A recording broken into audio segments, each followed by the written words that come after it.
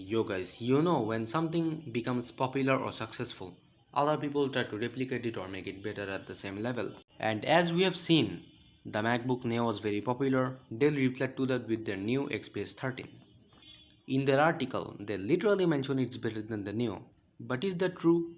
Well, I highly assume it is because Dell stepped away from AI and said their main focus is actually making good products for their customers. But let's see.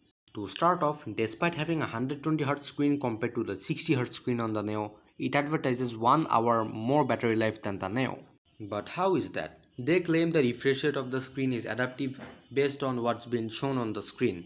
Like for example, if you are reading Wikipedia it will be 30Hz, if you are watching a 60 FPS YouTube video it will be 60Hz, or if you are playing a fast-paced game it will be 120Hz, etc.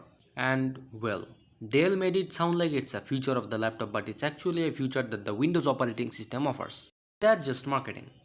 Anyways, speaking of the screen, compared to the Neo, it also has a 2.5K LCD, but it's a touchscreen and it's slightly wider at 13.4 inches compared to the Neo's 13 inch. So dang, this laptop already seems like a good deal. And to support this statement, this laptop has Intel's latest mid-range Core 5 320 CPU, which is in raw performance faster than the A18 Pro CPU in the Neo and provides similar efficiency like the Neo.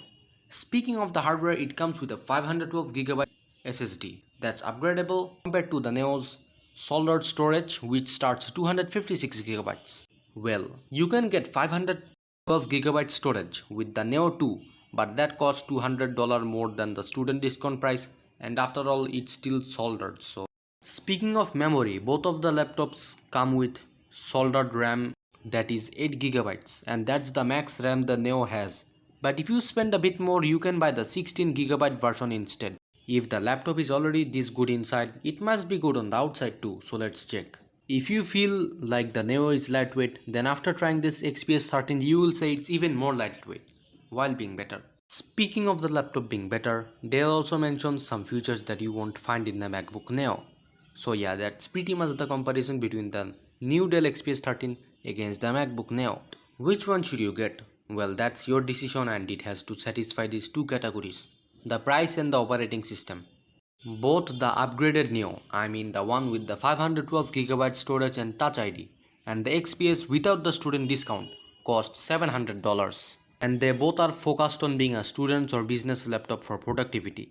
But the XPS does it better due to its better CPU, and for you gamers out there, it also allows light gaming at the same time. Well, the Neo also can have some light games, but it's very limited due to macOS as PC games are more optimized for the Windows operating system. So after all of this yapping, the conclusion is if you're looking for a productivity focused and or light gaming capable laptop with reasonable storage and RAM for today's standards, then get the XPS. In my opinion, the $100 more spent on this better laptop is a smarter choice.